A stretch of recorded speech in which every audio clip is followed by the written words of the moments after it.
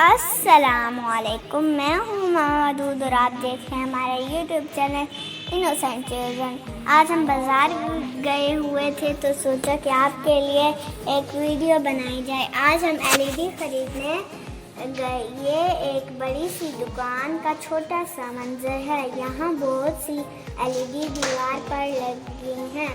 मेरे बाएं तरफ बहुत सी फ्रिज हैं और बैक साइड पर मज़ीद एलईडीज़ हैं।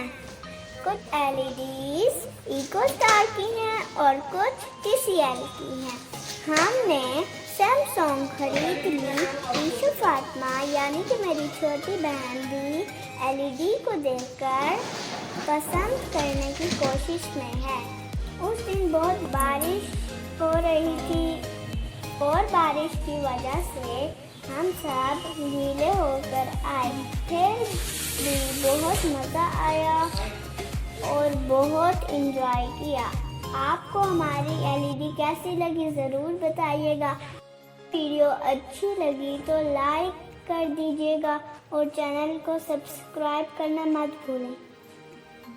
इसी के साथ इजाज़त चाहती हूँ। अल्लाह हाफिज़।